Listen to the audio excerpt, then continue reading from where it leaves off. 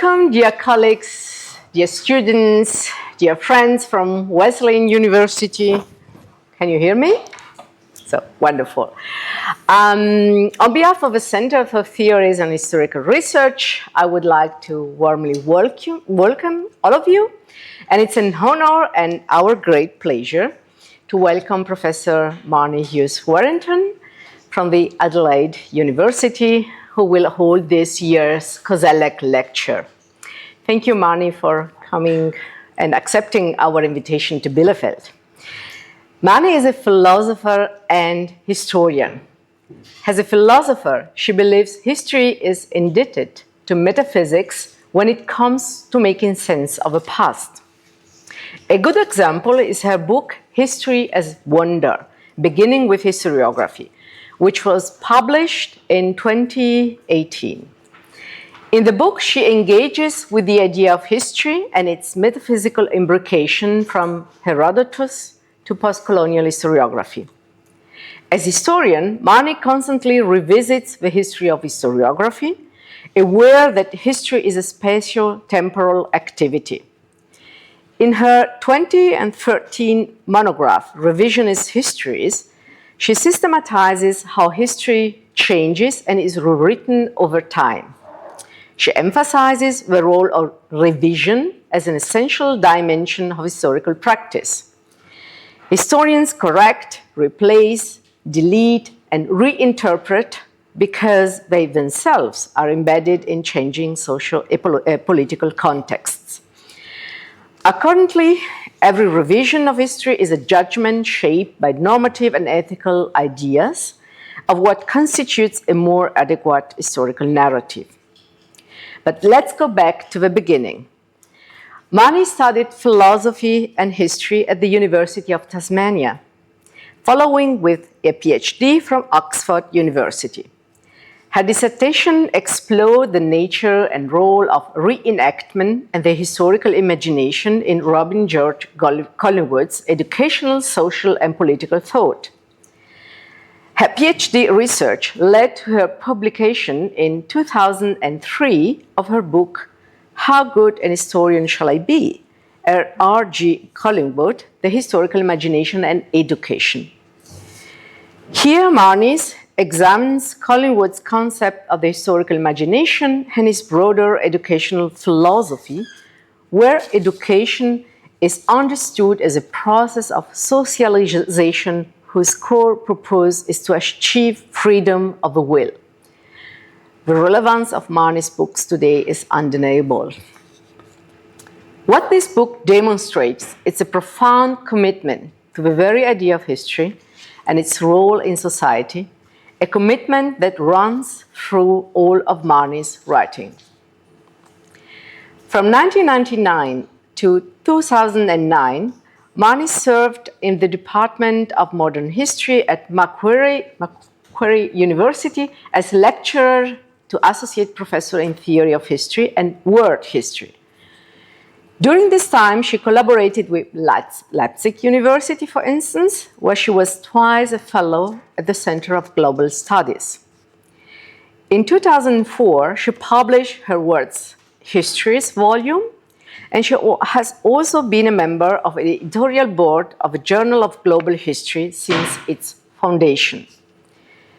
From 2012 to 2019, Marnie served as a Deputy Vice-Chancellor at the Australian National University and was twice fellow at the Institute for Advanced Study in Princeton.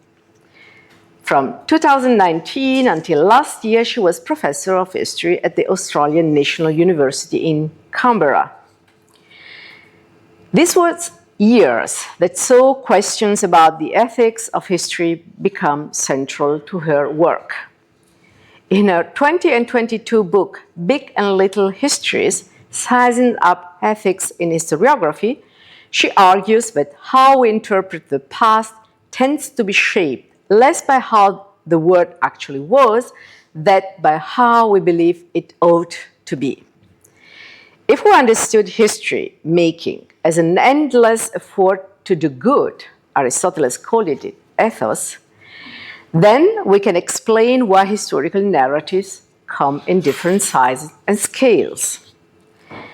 Consequently, ethics is seen at work in the making of history, and I quote from her book, in acts of selection and connection that include and exclude humans, living and non-living entities. It is seen in the choice of tiny and enormous spatial temporal scales. It is seen in speeding through and skipping events and in dwelling on micro moments. End of quote. History making is never still, as Marnie makes particularly clear in the final chapters of a book. She looks closely at how Aboriginal and Indigenous thinkers see place, time, and ethics as inseparable, and how humans and artificial agents might be connected to one another in the making of history. Also, in 2022, I had the pleasure of being part of a special issue in History and Theory on digital history, which is basically where our paths crossed for the first time. And Marnie wrote an article on toward the recognition of artificial history makers. And while my personal focus in digital history lies more in methodological approaches and then going on to epistemology, Marnie stays true to her general philosophical approach and reflects on how digital practices, particularly the interaction with so-called artificial intelligence, whatever that may be, changes the way history is written, perceived, and used inside and outside of the digital realm. She challenges one of our discipline's most deeply held beliefs, and rightly so, that history is an exclusively human endeavor. Instead, she invites us to look beyond the purely human-centered view of history and take seriously the idea of artificial history makers as artificial historians. And this is something that I cannot overstress that this is very necessary to think about. Her central argument is that artificial intelligence and algorithmic systems are no longer just tools for historians and others. They are actively generating the historical narratives that the public consumes every single day.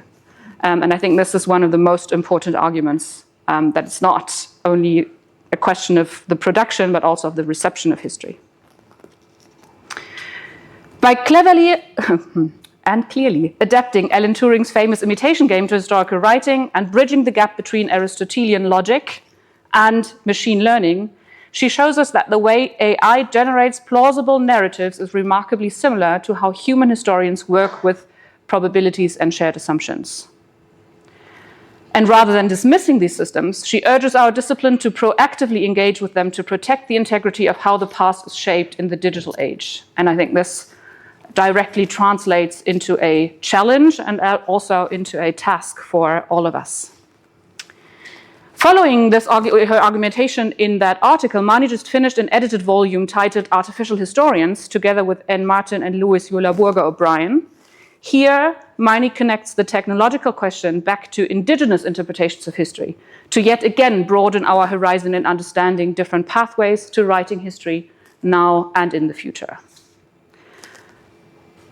Marnie's work has also received lots of recognition inside and outside of academia. She has received several awards, of which I will only name two, which impressed me the most. For one, her innovative approaches to history and society, she was awarded for that with the Women in Innovation Award in 2025, which is, I guess, something that historians usually don't get. And already in 2022, she became an appointed officer in the Order of Australia in the General Division for Distinguished Service to Tertiary Education and Governance as an administrator, leader, and mentor, which I think highlights not only how sharp you think about history, but also pays tribute to your engagement also outside academia. So we are very much looking forward to your talk, Marnie. Thank you again for making it all the way from Australia to Bielefeld. The floor is yours. Thank you.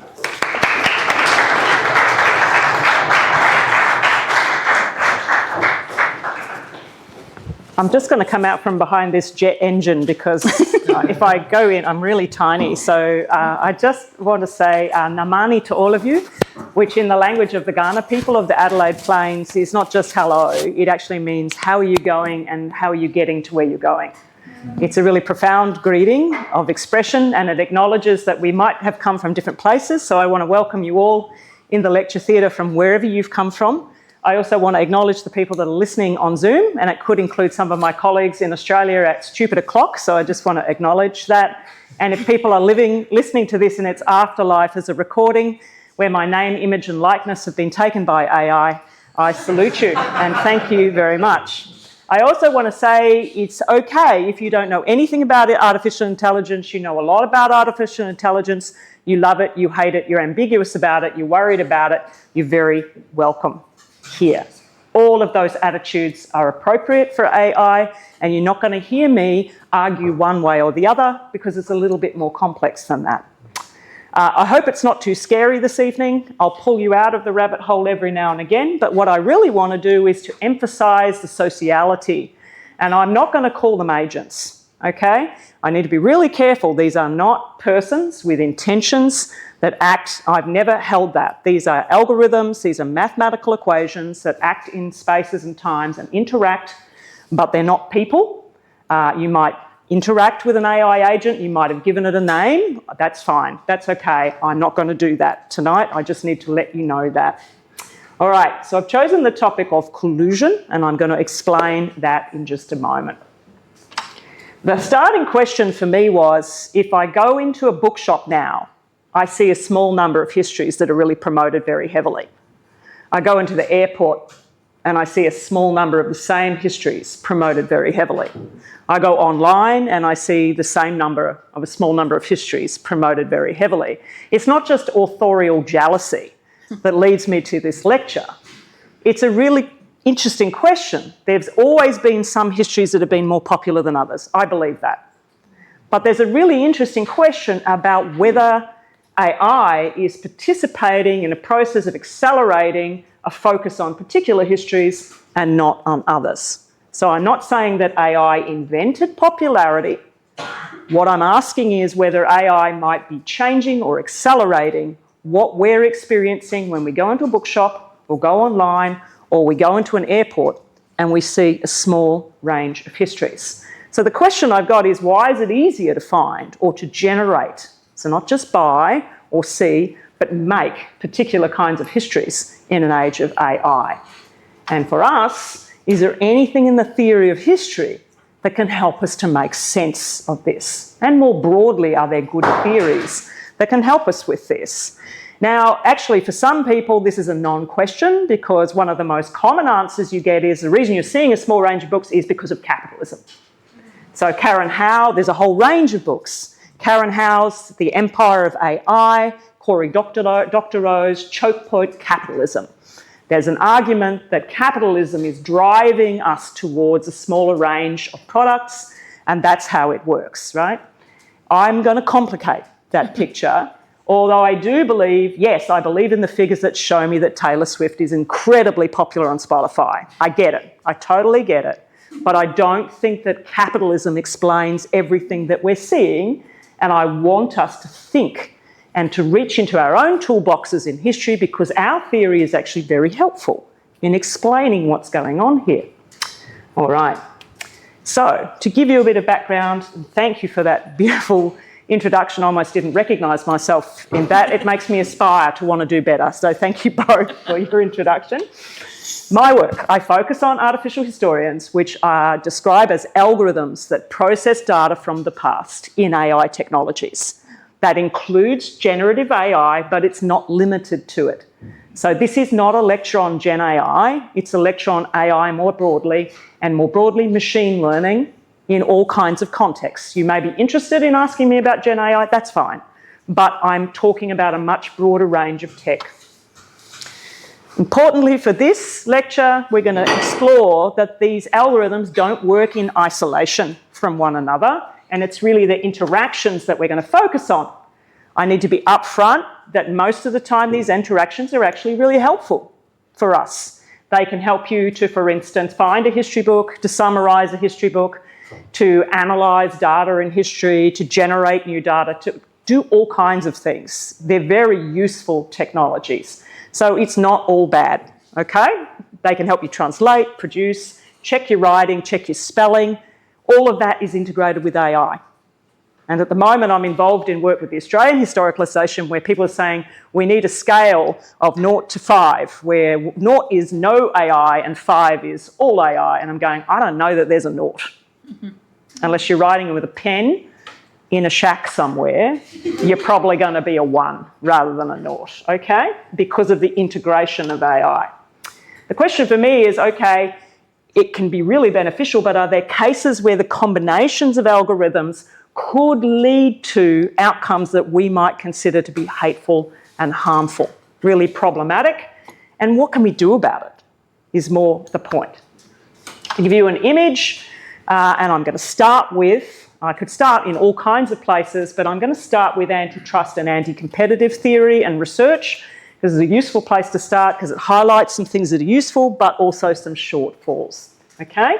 And so just the image we have in our mind that we might, as individuals, be interacting with what we think is a single agent, but most of the time there's a whole bunch of algorithms sitting in the background of the single interface that we're using. So this image of a little bird sitting out on its own, that may be what we think about our experience, but actually we've probably got all kinds of things going on in the background. And your mind might be racing at this point to autonomous weapons systems, to killer robots. Look, we can go there if you want to, but I'm going to pull you back from there and we're just going to look at history texts and the use of history texts this evening. All right, so let's start with collusion, abstract. Collusion, what is it? Now, ordinarily, in legal frameworks, we have a particular view of collusion. It's humans secretly agreeing to do things together to other people or to produce particular outcomes. So if I said to you that's the customary legal definition, is this first example an example of collusion? Could this be collusion? What do you think?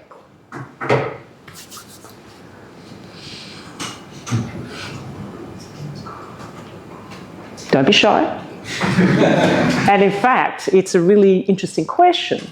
But what do you think? Do you think this could lead to collusion? Yeah, that's right. It implies intent.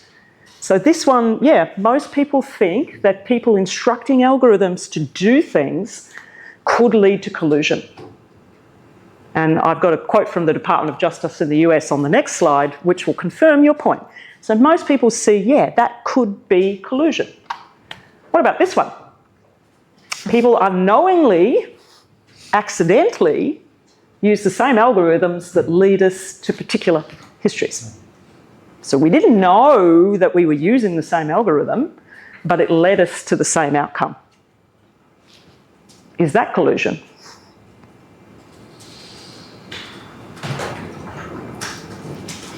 What do you think? Yeah, you're all going like this. A few of the anti-competitive authorities, including in the UK, believe that this could be collusion. Now, if you're a small business owner right now, you're worried. You're going, I don't even know what algorithms some of this software is using, right? But they have warned people and companies and said, this could be collusion. So the first one, relatively clear. The second one, something to watch for. I didn't even know I was using. And I'm going to give you some examples in a bit of how that might happen. Third one, algorithms learn from one another and recommend particular histories. Is that one collusion? What do you think? There's no intention there. This is getting tricky, isn't it? Yeah, they're beginning to interact with one another, leading to a particular outcome. They didn't sign an email or intend to do anything malicious up the front, but the outcome could be the same because of their interactions, okay? That's fine, you say, that's just algorithms interacting, doing their own thing. This is the one that scares most people.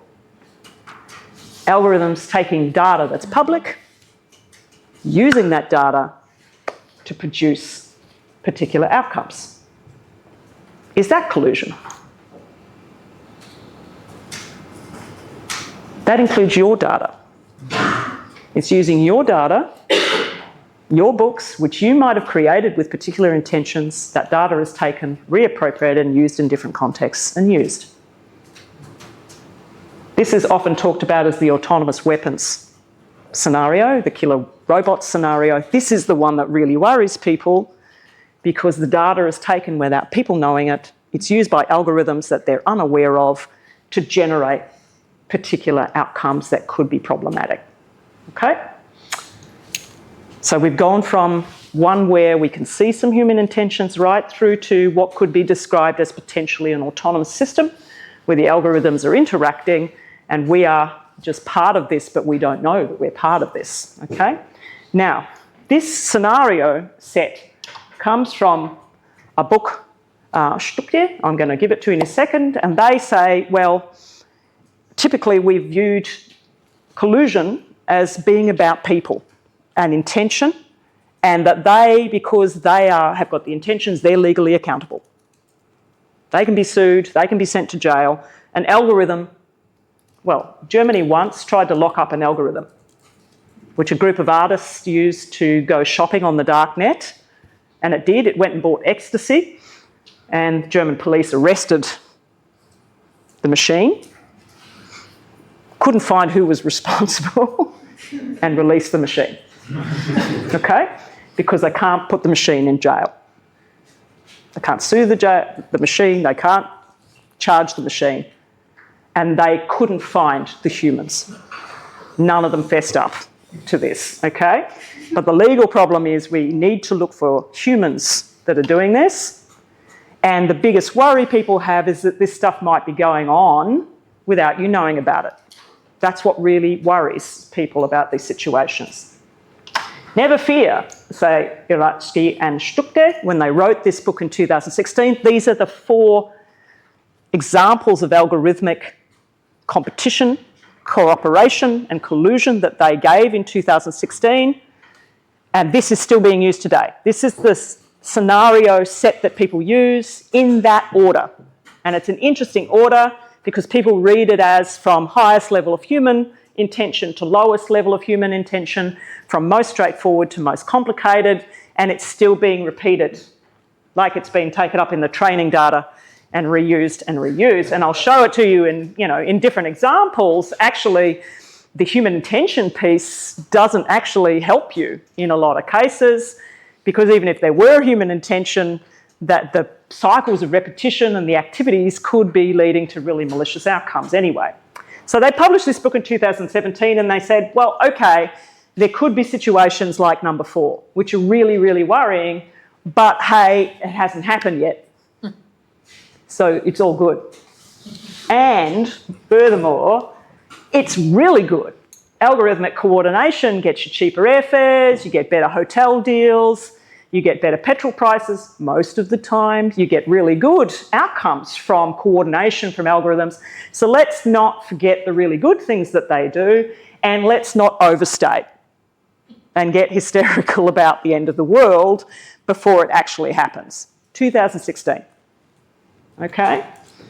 2022, Aurélien Potiers in the book Algorithmic Antitrust repeats the same message. 2022.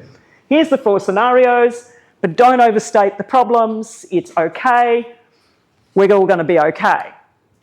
2026, the UK Competitions and Market Authority says we are now really worried about algorithmic collusion. And by the way, even if you don't know that an algorithm's being used in your company, you are still responsible, right?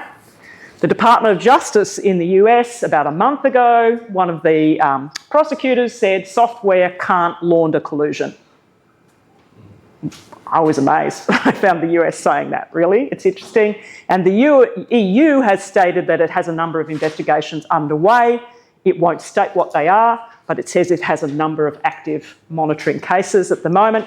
If you Google and you use a search, you can find an update on the current cases on antitrust with algorithms, everything from the German energy regulation economy through to the use of algorithms for pork and beef pricing in the US, right through to Amazon, and we'll come back to Amazon in just a moment. But there are active cases that are on at the moment, And a lot of people around the world are going, oh my goodness, and they're hiring chief technology officers to try and deal with the problem because they don't quite, the legal framework doesn't quite fit what's going on here.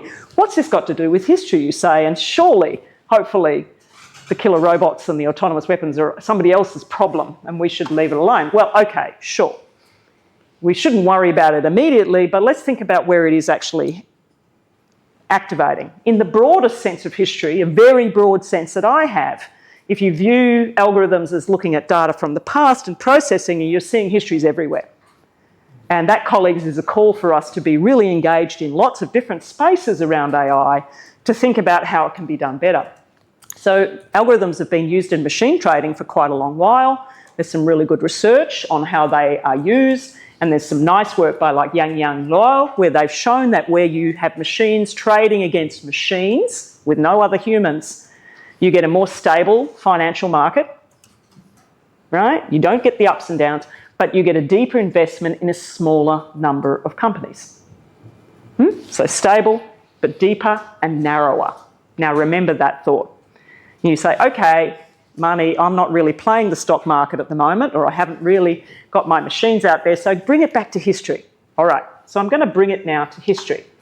And I'm going to do so with my own book, not because I want you to buy it. A lot of my books are open access, but I'm just taking it as an example where you and I might be most affected by algorithm coordination is in the recommendation and pricing of histories, why we see some histories more than others, and why we might see particular prices associated with some histories rather than others.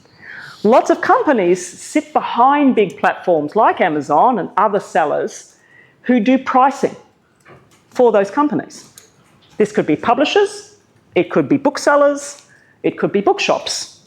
They hire AI companies who use algorithms to suggest the prices for your book and my book and other history books that are out there.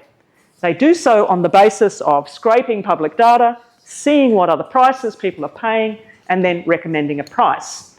If you were to use search, Amazon recommended price, a whole range of companies will come up offering to price your products for you. What they're all vying for is this bit that's surrounded in the red box, which is called the featured price. Amazon puts forward a recommended price. There's a whole lot of vendors that want to sell, but they promote one. And they have an algorithm that determines which one they're going to promote, but it's generally the lowest price. Companies, you can hire a company to get you to determine what price that should be, so that you can get your price up into the red box and the person will click and they'll buy it from your company rather than the other company that's charging 1 euro cent more than you.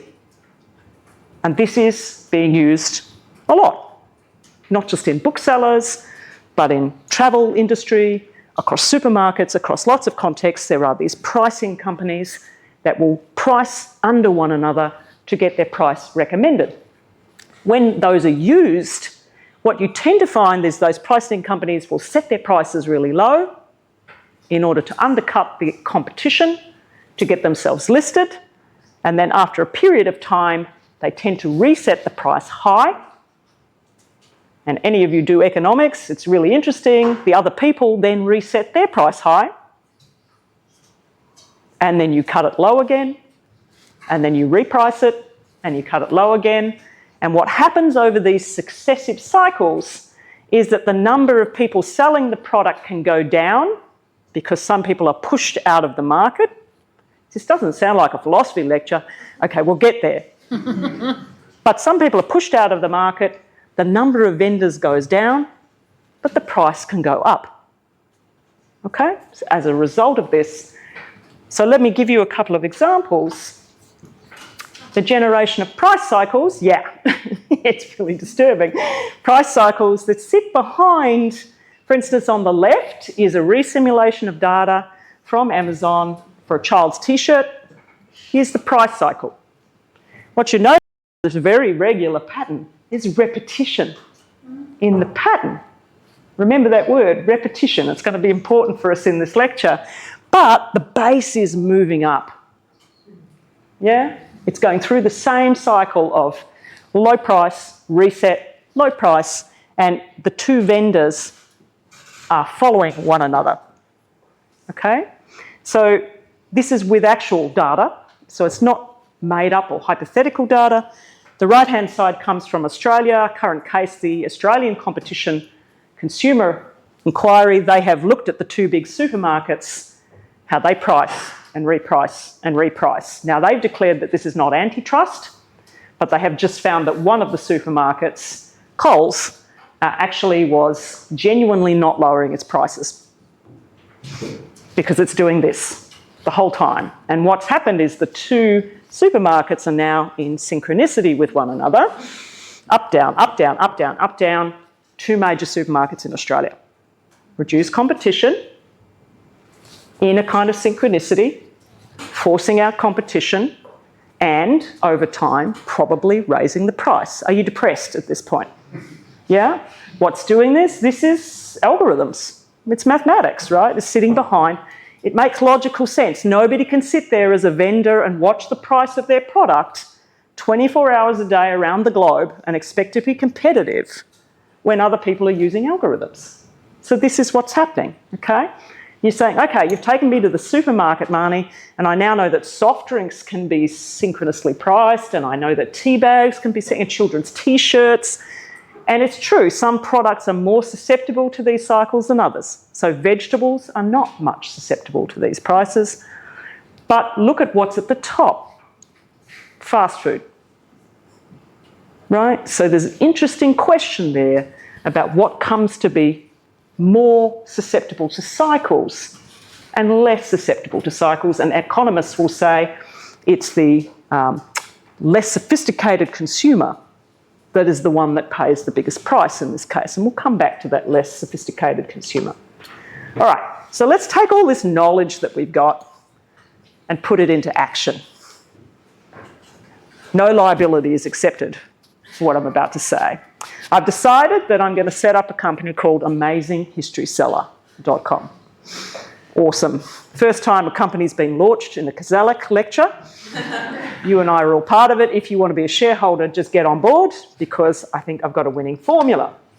What I'm going to do is I'm going to set up a platform and I'm going to sell history books because I think history books are just fabulous. I actually really believe that.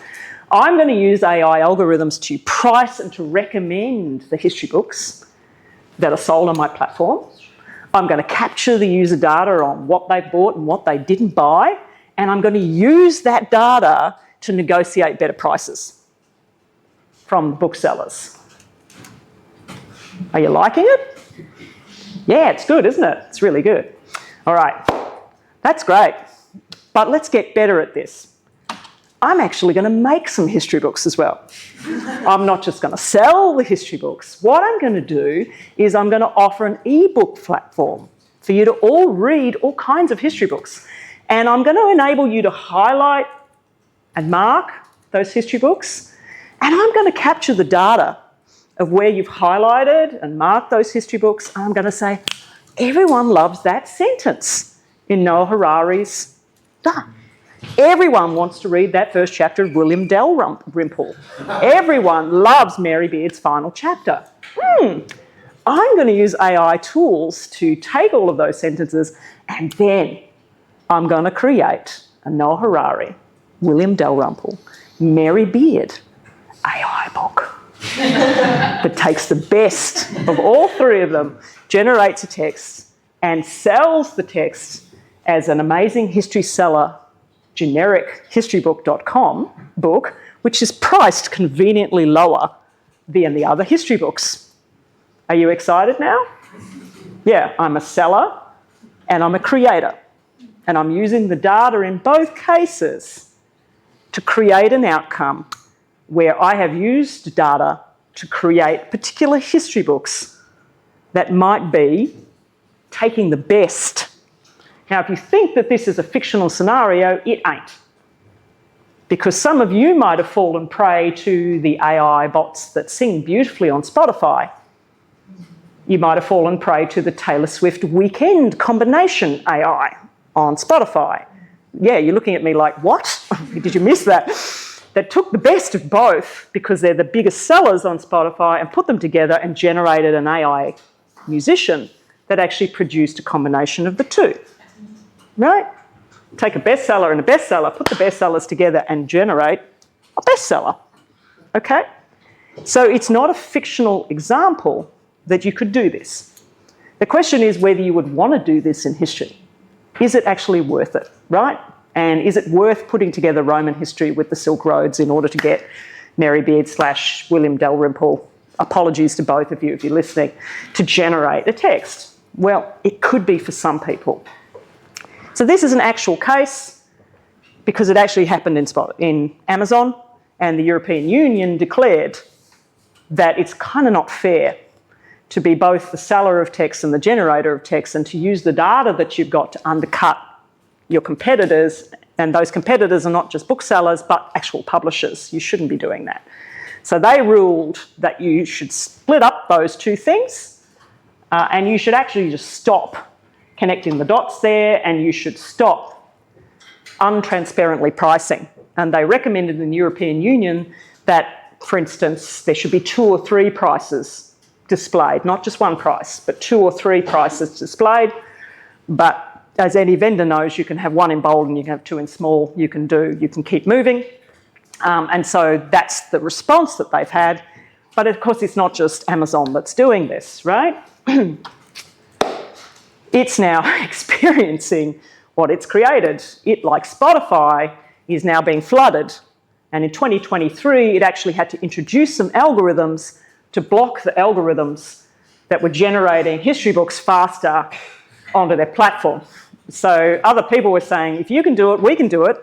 We don't even need any humans. So AI was programmed to scrape public data, to produce history books, and to just upload those to Amazon. And so they've now introduced algorithms to reduce the number of uploads that any one seller can do. They've determined what they think a human level of uploading is, and anything above that's clearly a bot, and so they've blocked those bots, right? So the seller has become perhaps the victim of their own success, where other people have figured it out. And of course, you don't even need a big platform for book selling. You could go to a company like Taylor Reid, where they can create a history book for you. Sorry, Mariam. Anyone who hasn't written their first history book, I'm really sorry. But you could just produce one. I don't think it'd get you tenure. I want to put that out there. But you can actually customise a history book right now. You can go to this company and they can produce one for you. So you can say, I really want a book on the Vikings in 1989, and it'll go, great. Boom, there you go. Lovely. It's personalisation, it's the generation. But what we're getting here is the flooding of AI-generated history. So there's a concern about an injection of synthetic data. So there's human-generated histories and then more and more synthetic histories being produced. And some people are now saying the internet is just going to choke on itself. There'll be more and more artificial content. So some people have argued that this scenario could be really problematic unless this synthetic data is kind of identified and pulled out. There's the argument that the use of reader data could be really used to target vulnerable groups, and we'll come to that in just a moment. And you can also use algorithms to take what people really are interested in and inject malicious materials into them. And this is the topic of a UNESCO report on AI and the Holocaust rewriting history. So obviously some big concern about the use of algorithmic histories to generate hateful content and hurtful content. And this is where we're getting to the harms. So the interesting thing about antitrust and anti-competitive research is it assumes that a high price and lack of choice are the only harms that are coming. But they're not. They're not the only harms that can come. Other harms can be the generation of material that is hateful and hurtful for people. And that's not captured in the research on anti-competitive and antitrust research. It's not there because, of course, you're looking at an economic frame, but hatred of persons is something that we should be considering in these cases anyway, all right? So we've got a situation where we've got some repetitive cycles that can be harnessed. And then if we go back to that example of my amazing historyseller.com, That could be an entirely human oversighted system. And in fact, an historian could oversight that system. And if an historian oversighted that system, would you feel better? Possibly. A human could be oversighting the system. You might feel better. Probably not. But it also could be an autonomous system. So the question of intention is not really the thing that's so worrying here. It's that these things are being put together in repetitive cycles that could lead to outcomes that lead to higher prices, lack of choice, or hateful outcomes, whether I intended to do it or not.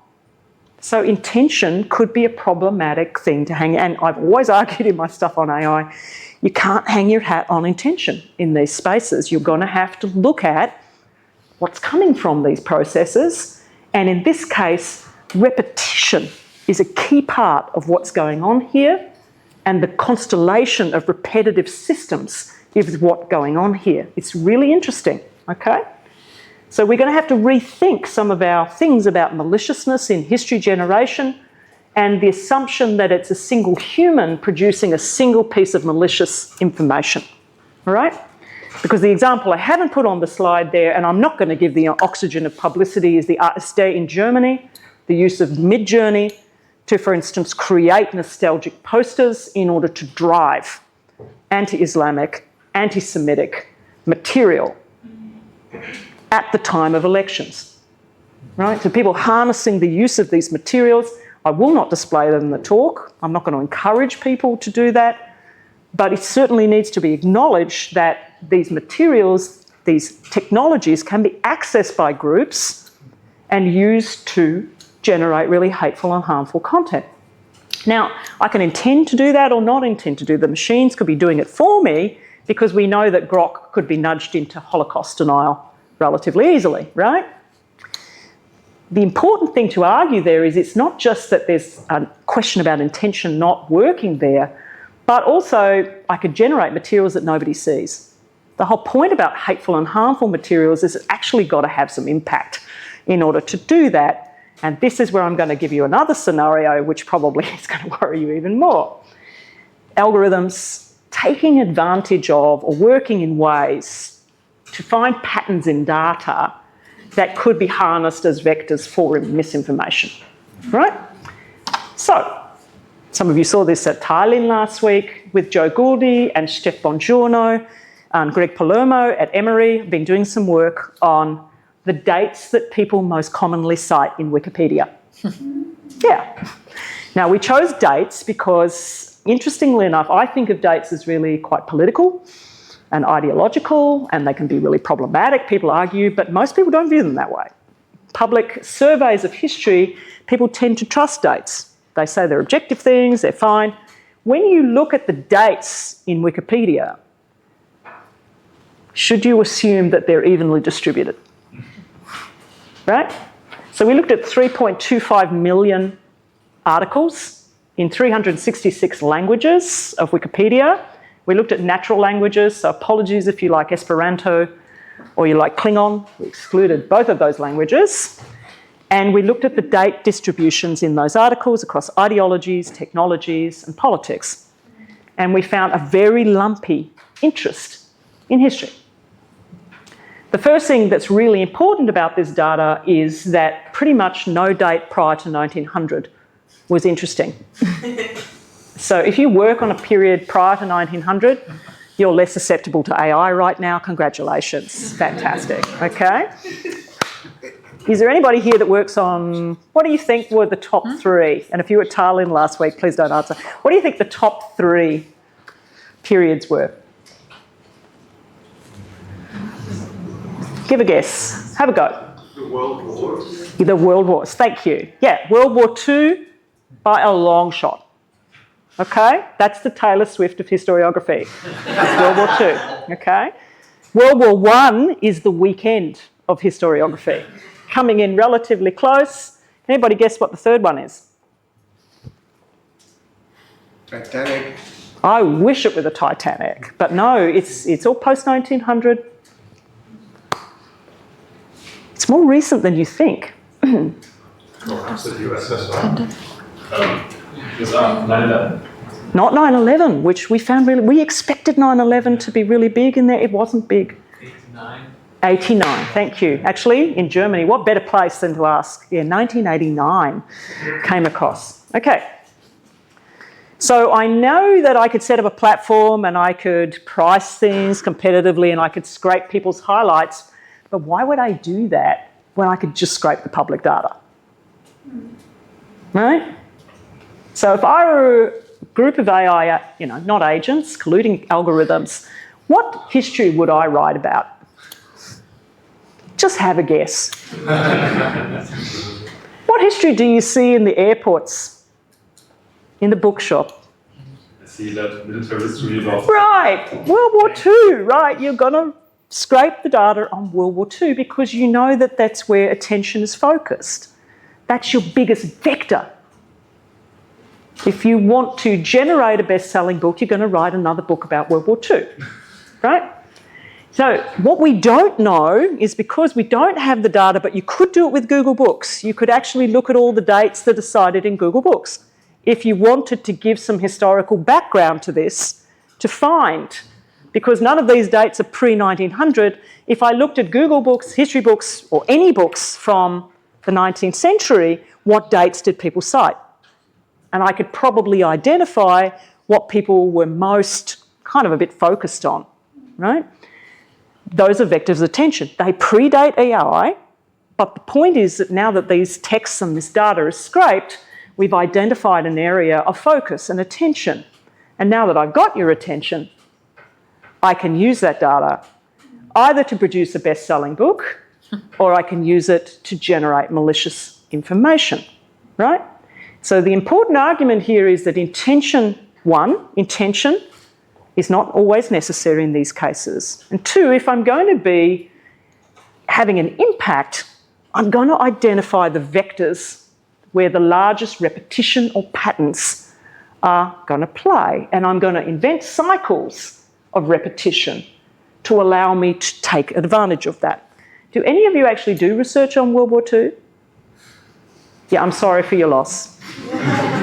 Anybody do World War I? It's really an interesting question about whether these areas are now more susceptible to the AI generation of histories and potential misuse of histories. Interestingly enough, 1989 hasn't really caught on yet, but it could. It really could. And if we were to look at this data 5 years from now, we might find some different things because the algorithm is still moving. So what picture are we building up? Okay, it's agnostic of intentions. It works upon cycles of repetition and patterns, the identification of patterns, and that patterns can become vectors for malicious activity. They can also become vectors for really good activity, right? So I can set that over the top, I can scrape the data, I can pattern, and I can generate texts. Interesting thing is I've used Wikipedia in this case, but anytime you've published open access or people have put data out there, you're putting data out there. So one of the questions that a lot of the antitrust authorities have asked is whether public data is a good thing or a bad thing.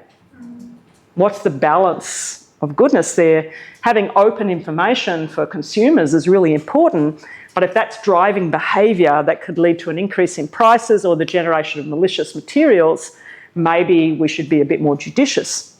So they're wondering themselves whether actually some information should be withheld, which is a really interesting situation, okay? So the question is, the lack of diversity might not come from the algorithms. It might actually come from the data. And what we think about our fellow human beings being obsessed with World War II is where we go in the next part of this lecture. What are we going to do about them? Is a question that a lot of theorists have asked, right? What are we going to do? What are we actually going to do? Well, the first thing I want to do is sum up what we might be worried about in this case. We've said, right, we might not have evidence of human intentions, but we're just going to have to figure that one out. So intentions is worrying people, the lack of diversity, higher prices, fewer histories, but focused historical interest could provide vectors for the expression of hate and harm that could have more impact.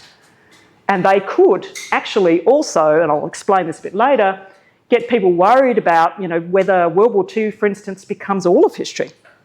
Does history become redefined as World War II, and therefore does the epistemology of history become World War II? Does the metaphysics of history become World War II? So some people are worried about what I'd call the small history in the big container. Are we not flexing our metaphysical and epistemological muscles enough if we just focus in these spaces? Transparency worries people, either lack of it in the use of algorithms or too much of it in the use of public data, and secrecy worries people. Where are these things being used? Why are these things being used? How is my data being used? When I publish a journal article, who is using that? Did my publisher sign an agreement? Was my book taken? Thank you. 3 of my books are part of the Anthropic settlement. Okay? We are all part of this story. So the first thing is I've said we've got a question mark about intentions, and we've got some good theory there. I like Collingwood, and he's good on this. He actually says pretty clearly, just because somebody says they're going to do something, it doesn't mean you have to trust them. I'm summarising him there in the idea of history, but he's right. Just because somebody states an intention doesn't mean that that intention is actually demonstrated in the actions. What he's asking us to do is to consider what people do and to look at evidence in the round to build up a picture. And so antitrust is relying upon people to state explicitly, you've done this, this and this, but actually a historian will say, no, no, no, no. We need to be looking more broadly at that. We could look at other evidence to build up a picture of whether we've got what we would call a collusional system by outcome. The problem is that Collingwood, as well as a range of other historians, say you can only do this after the fact. My counter-argument to Collingwood is to say, look at all those patterns in pricing and tell me whether we have to do it always after the fact. Are we so focused on the contingent, the innovative, that we might forget that actually patterns and repetitions could be helpful for us discerning what might be going to happen, as well as what's already happened, okay? So there's a really important question there about whether he's overstating one kind of history, focused on the contingent, and not really focusing on the repetitive. Because what do historians do with the repetitive? Cut it out, right? So let's come to that. Koselleck. Couldn't give a Koselleck lecture without citing Koselleck. Here it is. Innovation and repetition. He says you've got to think about both in historiography. The challenge for all of us is whether we are much more up one end of that spectrum than the other. Which one gets you a book contract? Which one gets you tenure? Which one gets you a research grant? Which one could help you do cyber? So it's a really interesting question around whether, yes, there might be a whole range of opportunity there for an historian, but we might have little historiography in a big epistemological or metaphysical container. We might have all clustered up one end for a whole range of reasons. Pragmatic, economic, political, all kinds of reasons. So there's a question there about whether we're using the range that Koselleck is inviting us to do and whether he himself is doing that. Because even when he's talking about repetition, he talks about the novelty of repetition. He has the example of everybody falling in love. And their experience of falling in love is individual to themselves, although there's just stories of falling in love over and over and over and over and over again. He stresses the individuality of that experience, quite rightly, but he wants to emphasise that. And yet the repetition of falling in love over and over and over again, that's an important message for us. And whether we want to go to the novelty piece and not pay attention to the falling in love over and over and over and over again. All right? He's not the only one. There's a whole range of theorists that explain what we might call our Taylor Swift or World War II lumping and clumping, and how these things come about and how they go and how they come.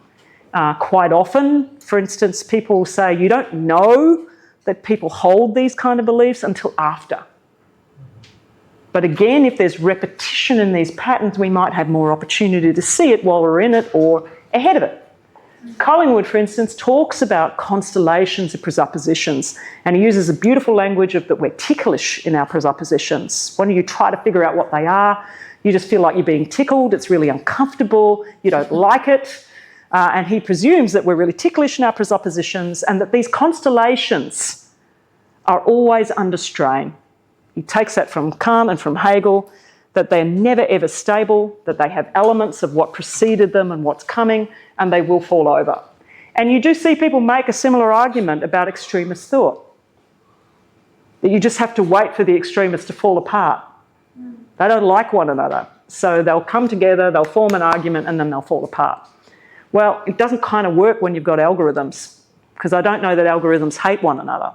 So there's a bit of a problem when we use that assumption about them being necessarily unstable.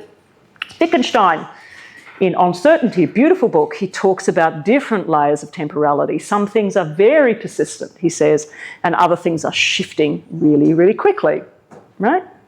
He's writing not in the eye of Braudel, but he's actually writing really interestingly about multi-temporal layers of thinking, and that some things will persist, and that we have to acknowledge that some things persist and some things move quickly.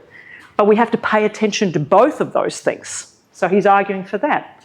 Kuhn, we know, is talking about paradigms and normal science, and there's no doubt for him that the hero of the story is the one that breaks the normal stuff and does really interesting things, right?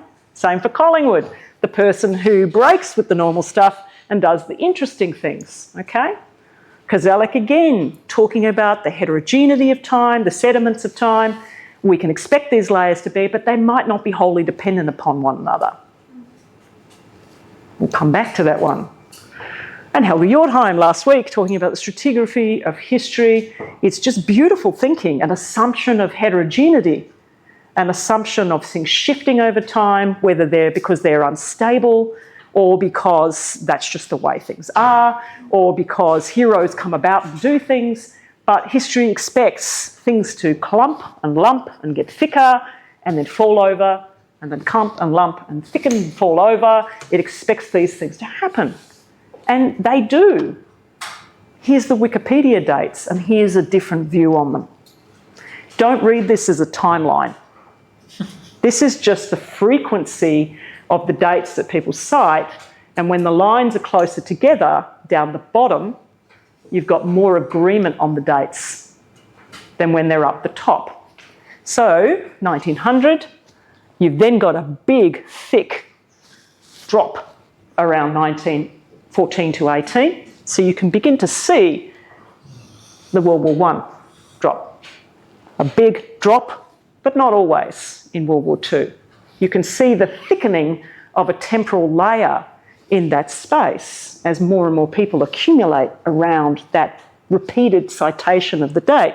What's really interesting for me is there's a big thickening right now, apart from the blue line, which is English. It's gone off on its own merry way. So anybody who assumes that bots are just taking the English Wikipedia, translating it and promulgating it to the world, it's not happening. What we are seeing is the formation of a thickening layer around the Russian, Japanese, Eastern European states, a thickening in that space. We can see some thickening. So we expect temporal layers to be different thicknesses. But what happens if a layer gets too thick? Do we use the same thinking, the anti-competitive thinking, to say if it pushes and pushes and pushes, does it push the others out? It's an important question that we need to reckon with in historiography. Do we assume it's just going to go away, it's going to fall over, it's going to be subject to strain, or could it actually push and diminish diversity and temporality? So to Koselleck's point, yes, I expect there to be different dates, but they're not just sitting there next to one another. Some dates actually could, with algorithmic assistance, push out other dates.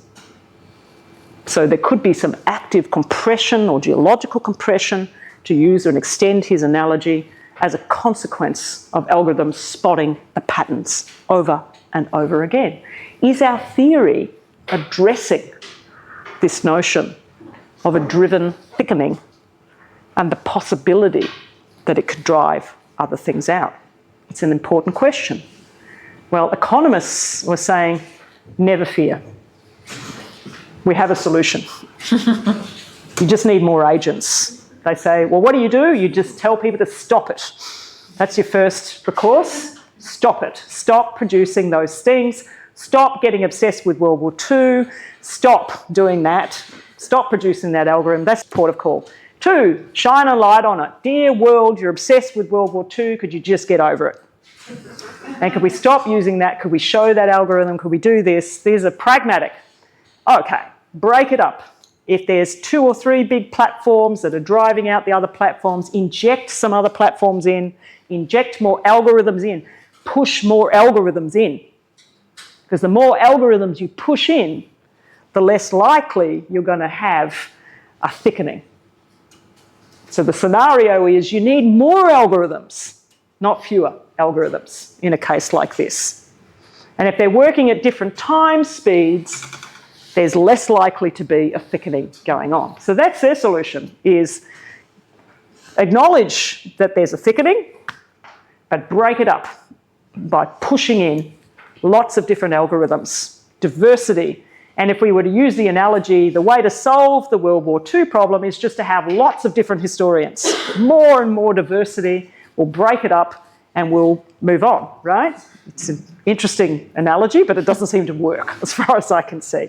So that's their solution, is, you know, inject algorithms, push them in there. So we need more historians in the world, not fewer historians in the world. That could solve all our problems. World peace, amen. Thank you very much. No, okay. I don't know that that could be the case. And there's a really important question there about the assumptions we're making about our colleagues, those people that are really interested in World War II. Collingwood assumes that those big thickened spaces are vectors of misinformation. He does use the word misinformation in the New Leviathan, and he assumes that that's a non-social community. There's no freedom of the will. People are not thinking for themselves. They're just mindlessly believing in World War II. That has to be dealt with. It's got to be dealt with via education. We have to deal with this. This is a problem. It's a problem. So the thickening's not acceptable, and we don't break it up with, you know, lots and lots of historians. We just need a better education system to deal with it. There's also the metaphysical worry I talked about before, that if you're all clumped up that one end, that could actually become history. The whole discipline of history could just become World War II, and then the epistemology and the metaphysics of history becomes just World War II. I know.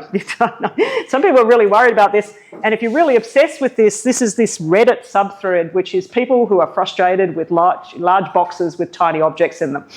There's a whole thread to people who have just been so frustrated with algorithmic, you know, putting of objects and the boxes being automatically generated, that they've just posted outraged pictures of tiny things that have been put in large boxes through automated systems, okay? So never fear if you're outraged by the collapse of epistemology and metaphysics. There's a whole bunch of Reddit folks who are with you. They're absolutely in wild agreement. So there's a question there, does it become more than we think it is? Does it become the ethics of history? Does it become this? Does it become that? People are worried about that, and then they start looking to these antitrust treatments, shining a light on it, like I'm doing. Multiplying agents. How are they doing that? The most common way they're doing it is through sovereign AI. If we had our own AI, then we could prevent that history from taking over our history. Right? A whole bunch of nations now have generated their own AIs, and those AIs are really interesting. Some of them are what I'd call diplomatic AIs, where you ask them questions and they're very diplomatic to you, but there's a whole branching of sovereign AI. The really important question for you and me is, do people have sovereign history in their head that those sovereign AIs are working with? No, they don't. It's kind of trying to put the genie back in the bottle to say that people have just national histories floating in their heads and subnational history. They don't. I'm afraid they already watched the movies on World War II. They already read the books on World War II. It's too late to do that. So those sovereign AIs really have to construct a national narrative rather than scrape a national narrative in order to generate and break up the historical narrative that's being talked about there. So you can see a whole bunch of nation states saying, okay, the only way we're going to get our history here is to really create one and to give the content to it and hope that people will use our AI in order to get that. All breaking up, breaking up, breaking up, breaking up, breaking up. Really important question for you is whether that's the right thing to do and whether in doing that we're emphasising innovation, novelty, contingency over and over again, or whether with our cyber colleagues we go exactly the opposite way and say if the pattern is the pattern and the pattern is the vulnerability, then the pattern is where we do our work. Because while a pattern can be used maliciously, a pattern for cyber is something that can be protected. And if I can see similar things and an interest, I know what that is.